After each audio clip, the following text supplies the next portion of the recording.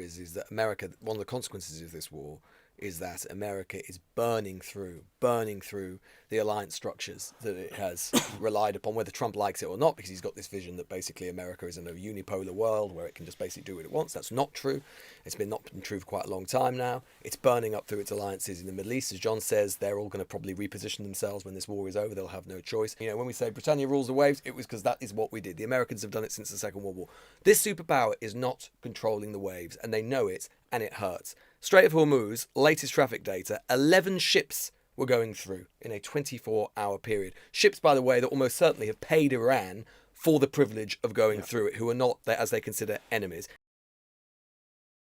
In this clip, we are going to see the amazing British reporter Lewis Goodall absolutely torch Donald Trump and lay out all the crazy mistakes that he has made with the Iran war. And look, I've been waiting for someone to just say it plainly, because what's been happening is genuinely alarming. Trump reportedly launched a military strike on Iran without congressional authorization, without NATO consultation. Just unilaterally decided to do it. And now we're watching the international fallout in real time. Accusations of potential war crimes floating around and traditional alliances fracturing before our eyes. This isn't hypothetical chaos. This is the actual state of American foreign policy right now. And Goodall is about to break down exactly why this matters so much. So if you want to stay informed about this absolute mess, subscribe, hit the bell, because we're diving deep into this one together.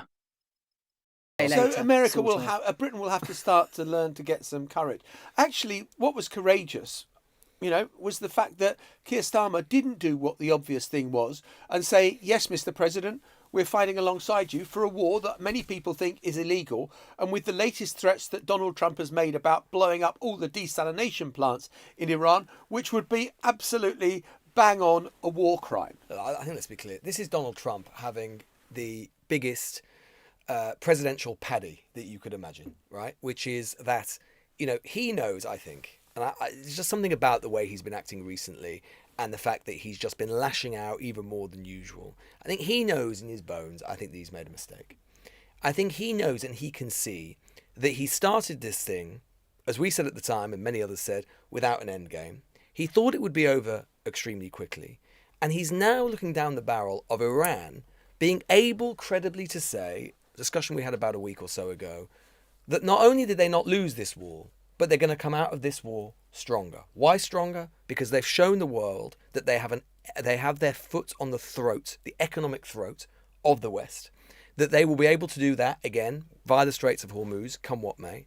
That they have made it clear to the other countries of the Gulf that they can basically destroy the economic model on which they've built their economic and political success over the last 20 years, which is we're a haven of stability and wealth. Well, no, you're not with Iran on your doorstep. And we're probably looking at a situation where from now on, Iran is not only going to be able to have their foot on the throat of the West, economically speaking, via the Strait, but also they're going to start making loads and loads of cash off the Strait. Yeah. They're already talking about basically making billions of dollars via a toll on the Strait of Hormuz, not just during the war, tariffs. but in Who perpetuity. That could be a good idea. And wonder where they got that one from. And Trump is left floundering around. He's left floundering around, wondering why he's not won, faced with basically a choice of declaring victory when everyone knows it's hollow, or going in even further and seizing Hague Island and risking American soldiers and even more political capital. So what do you do when you've made a mistake?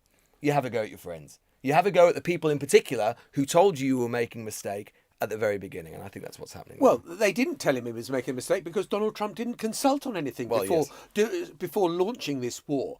I mean, honestly, he really is Captain Chaos right now. That you've launched this war, you haven't achieved your objectives of, one, overthrowing the regime, and two, you've got the Strait of Hormuz shut. Now, forget what it does to Britain and to France and to Germany, even though it is seismic. Donald Trump's allies in the region, in the Gulf region, Saudi Arabia, Bahrain, UAE, Oman, Qatar, must be thinking, what the bloody hell? You've started this war against our advice. You're now going to declare victory with the Strait of Hormuz shut, and you are just leaving behind an absolute shit show of epic proportions. And what has anyone got out of this, apart from you trying to, claim a victory when it's so obvious that it's utterly Pyrrhic?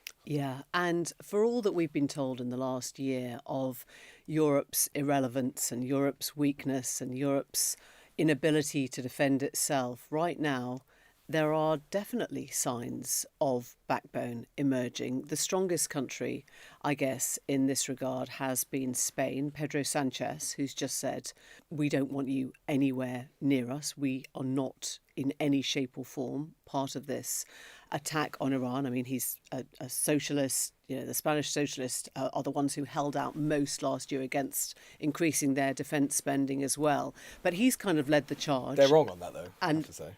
well, the point is that they are in a place where they don't think that Russia is as great a threat to them as the border countries like Poland and Estonia.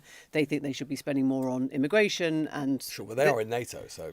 They are, Trump but wasn't wrong I about mean, that. we can get it. This is a wider question of the sort of splits in NATO, which tends to take the sort of northern countries in one direction, which is Russia facing, and the southern countries in another direction, which is sort of, immigration facing and all the rest of it. Right there. Right there is what courage actually looks like. Keir Starmer said no. He looked at this absolute dumpster fire of a military campaign and said Britain is not jumping into that mess with you. And can we appreciate how rare that is? Because the so-called special relationship has historically meant Britain follows wherever America leads. Tony Blair in Iraq, anyone? That didn't exactly end brilliantly, did it? But Starmer looked at Trump threatening to blow up desalination plants. Desalination plants, which would cut off drinking water to millions of civilians. That's not a military target. That's collective punishment. That's a war crime under the Geneva Conventions, and Goodall just said it plainly. And here's what gets me. Trump started this thing with no endgame. None.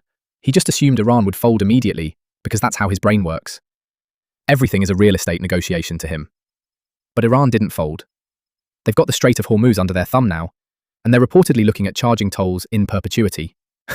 Tariffs. The irony is almost too perfect. Trump's own allies in the Gulf region must be absolutely furious. Saudi Arabia and the UAE didn't ask for this chaos on their doorstep, and now he's lashing out at Britain. Because Starmer had the audacity to say, maybe we shouldn't commit war crimes alongside you? Goodall called him Captain Chaos, and honestly, that's generous. This is what happens when someone confuses impulse with strategy. But what I was going to say was that Sanchez, on one side of the horseshoe, seems to be joined in this kind of curious way that, strange political bedfellows are being made by the AfD of Germany, the Alternative for Germany, which, as you know, are sort of slightly Nazi adjacent, who've been great friends with Trump and with Musk and with Vance over the years. They have come out and called for the withdrawal of all US soldiers from the country. So the far-right leader has told a meeting it was time to remove Allied troops and nuclear weapons from Germany in order to pursue an independent foreign policy. When you've got the AfD essentially sending a strong message to Trump on the one hand, and you've got the socialists of Spain sending the same message on the other hand, and you've got people who are much closer as allies within NATO, within Europe, like Giorgia Meloni of Italy saying, oh, I'm sorry, we've actually got to have parliamentary oversight before we can send planes, before we can do anything. They are now being much more guarded with the help they offer as well. You are starting to see this picture emerge, which is, not quite such a weak Europe, a Europe that's starting to know its mind on this. I mean, yeah, I think that's true. And what is certainly true is that America, one of the consequences of this war is that America is burning through the alliance structures that it has relied upon, whether Trump likes it or not, because he's got this vision that basically America is in a unipolar world where it can just basically do what it wants. That's not true. It's not been true for quite a long time now. It's burning up through its alliances in the Middle East. As John says, they're all going to probably reposition themselves when this war is over. They'll have no choice. Europe will be even more convinced than it was before that it can't rely on the United States. But then that said, it is a two-way street. And I do think that one of the consequences of this in terms of Europe, we've been talking about the Americans sort of moving away from us. I don't really see how anyone after this war can credibly still say that NATO is a going concern. Trump. One thing I totally believe him on is that he will remember all of this. He sees it, and we wouldn't see it this way, but I think it's very clear. He's still trying to sue people from the 1980s. He nurses his grievances lovingly. Exactly right? So, he sees it, and I can obviously, as I say, this isn't how we see it, but he will see it, and he's being very explicit about this, that we are saying, Europe, very loudly, this isn't our war, we're not getting involved. And he said, well, that's exactly what I said about Ukraine, and you said I couldn't say it. And that does have a sort of logic in his own mind at least. It is obviously, we know it's different because... No, because he caused this one. I mean, it's not I know, like... that's what I was about to Yeah. say. That's the but that's point. what I'm saying. Yeah. Like, I know that logic's wrong, but in his own mind, that's how he sees it. And yeah. obviously it's wrong because, Ukraine was not Ukraine's choice and this was America's choice. So we know that logic is kind of imperfect. But that is how he's going to continue to see it, which means I do think, Trump's going to be there for another 3 years. And if you are Vladimir Putin, who has done very well out of this war, both financially and politically, the thing I worry about is I'm going to think, if you ever was a moment that you were interested in just pushing at NATO's eastern flank, particularly in the Baltic states and so on, it's going to be the next 3 years as a result of this war and the fact that everyone can see that Europe and America are no longer as one or anything close to it. If you look at kind of historically, European politicians love the American ones that speak European. And in the current administration, you've got J.D. Vance and you've got Donald Trump and you've got Pete Hegseth who speak pure redneck American. And Trump speaks gibberish. Marco Rubio is the one who you kind of look to being the most European sympathetic. And so when he came to the Munich Security Conference, people were thinking, well, that's a voice that's He's almost a grown-up. He was almost a grown-up. Oh, hold on. Did you catch that? The AfD, the Alternative for Germany. A party that has been called Nazi-adjacent by mainstream German media and international observers alike, they're now calling for American troops to leave Germany. And Trump's crowd has been cozying up to these people for years. This is the alliance structure Trump built. Elon Musk reportedly hosted AfD figures. J.D. Vance praised their immigration stance. And now, they're using Trump's own chaos to push for kicking out American soldiers and nuclear weapons from German soil. You see the irony here, right? Trump spent years screaming that NATO allies weren't paying their fair share. He threatened to abandon Europe if they didn't pony up. And now? Now the far-right parties he cultivated are saying, fine, leave then. Go home. We'll pursue our own independent foreign policy. And Lewis makes such a crucial point about Giorgia Meloni. She's literally one of the more Trump-sympathetic leaders in Europe, and even she's putting on the brakes. Parliamentary oversight before committing resources. That's not hostility, that's basic governance. That's how functional democracies work. But Trump doesn't understand that. He wanted a unipolar world where America just does whatever it wants and everyone falls in line. Except that world hasn't existed for decades. And his recklessness isn't making America stronger. It's making every ally recalculate whether partnership with Washington is even worth the liability anymore. 3 more years of this. 3 more years for Putin to watch NATO fracture in real time. Listen to Marco Rubio yesterday on the question of NATO. And I've been a big supporter of NATO. And one of the reasons why I've been a supporter of NATO is because I believe that these basing rights give us leverage and give us flexibility and operational capability all over the world. But if NATO is just about us defending Europe if they're attacked, but them denying us basing rights when we need them, that's not a very good arrangement. That's a hard one to stay engaged in and say this is good for the United States. So all of them's going to have to be re-examined. America hasn't been attacked, though. I mean, that's the critical difference about all of this. America has not come under attack from Iran. America has chosen to attack Iran, perhaps on Netanyahu's say-so, who knows? But this was America's choice. It didn't consult NATO allies beforehand. It didn't seek congressional authority beforehand. It didn't go to the United Nations beforehand. This was Donald Trump acting unilaterally and acting really miffed that we don't immediately come to his aid now that it's all going to shit. And I think, be reasonable. I mean, I do think the question of sort of the diverging alliances is going to be a big one, because if you look at who is doing the power broking now in the world, right, that the people who are talking directly to the Iranian regime, the Japanese. Right, the Japanese Prime Minister, new in the job, she's only been elected, a month, and she said, at the time that it is appropriate, I will meet with the Iranian leaders, we will try and find a way of kind of reopening the Hormuz Straits. They are 90% dependent on Hormuz, on Iran, for their own oil supplies. I think that things are starting to shift, the whole, what was that great line, the sort of the plates are shifting and we don't know where they're going to land yet.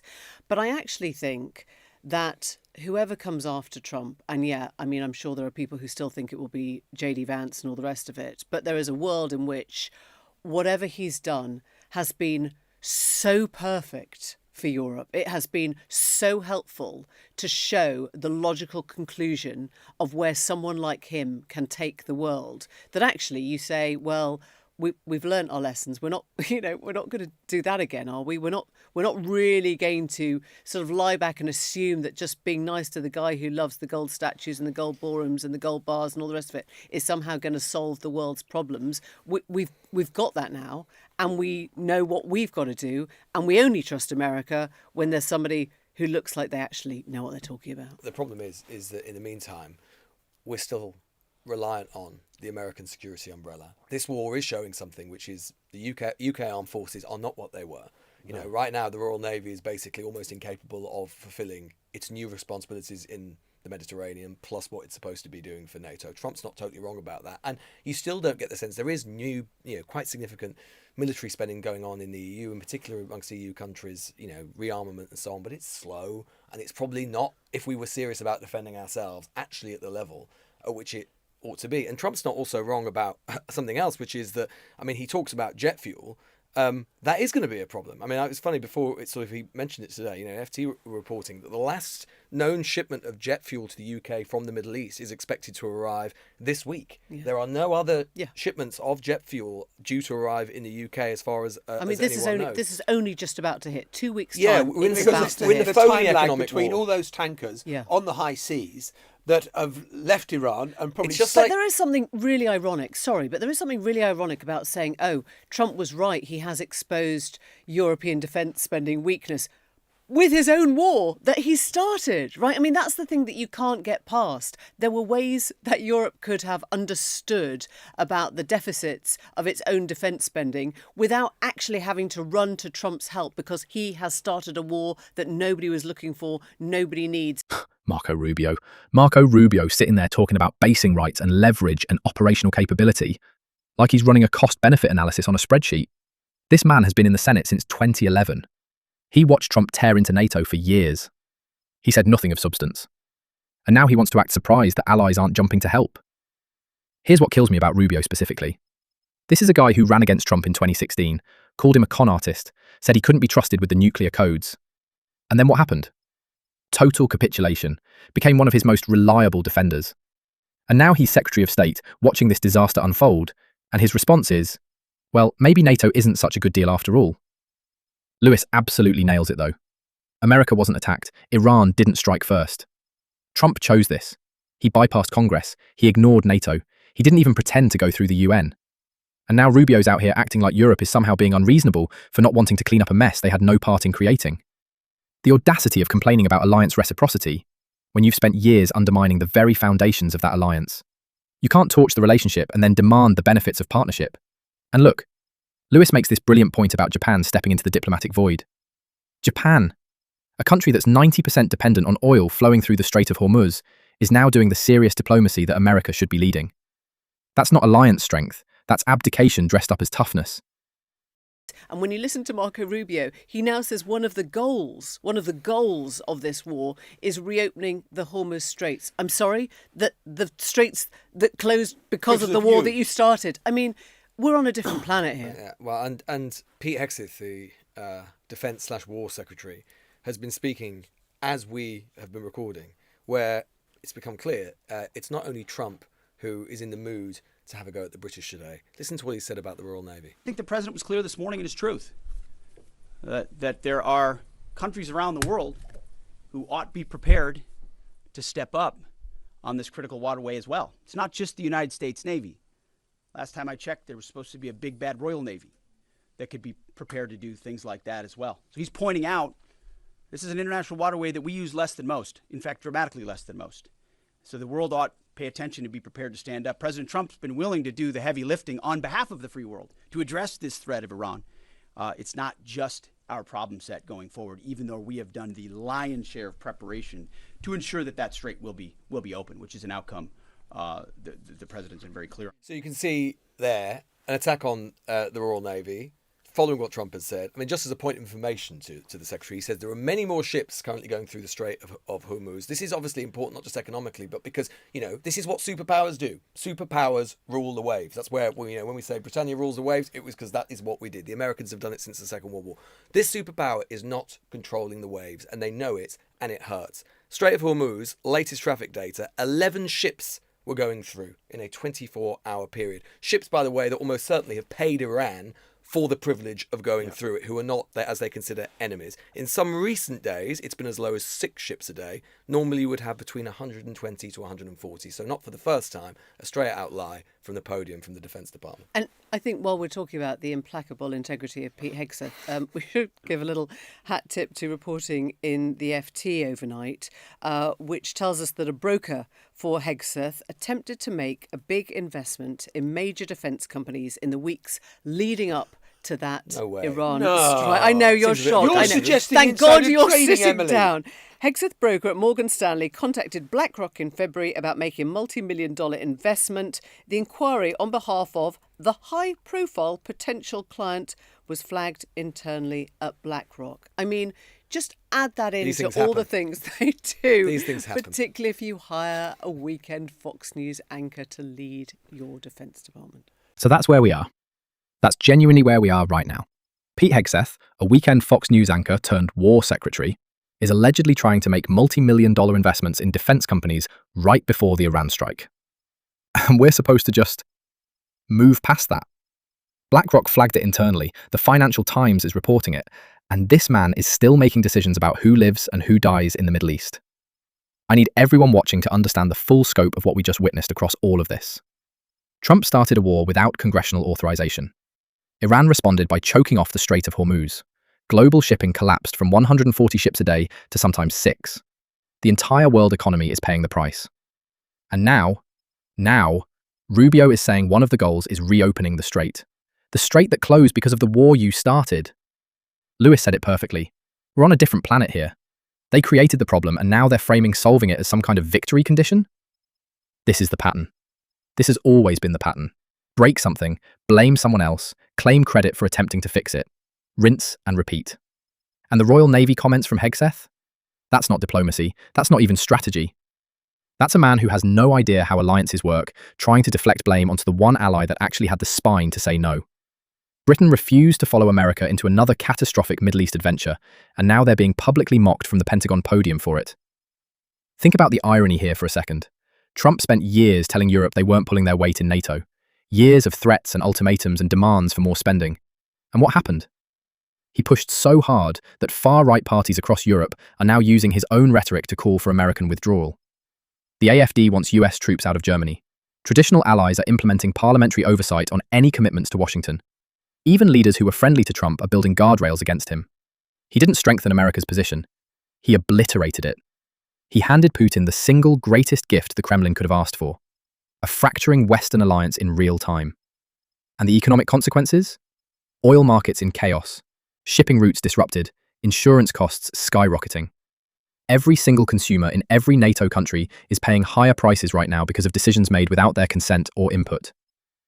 This is what happens when you elect people who think international relations work like a real estate deal. When you put a Fox News personality in charge of the Pentagon. When you let ideological grievance replace actual strategy. Democracy requires accountability. It requires leaders who answer to institutions and laws and allies. Not leaders who bypass Congress because it's inconvenient. Not leaders who threaten war crimes on social media. Not leaders whose cabinet members are reportedly trying to profit off conflicts they're orchestrating. If you watched all of this and felt that frustration building, good. That means you're paying attention. That means you understand what's at stake. The path forward isn't isolationism or chest-thumping nationalism. It's cooperation. It's diplomacy. It's actually honouring the alliances that kept the peace for 70 years. If this resonated with you, if you want more of this kind of breakdown, subscribe, hit the notification bell, share this with someone who needs to hear it.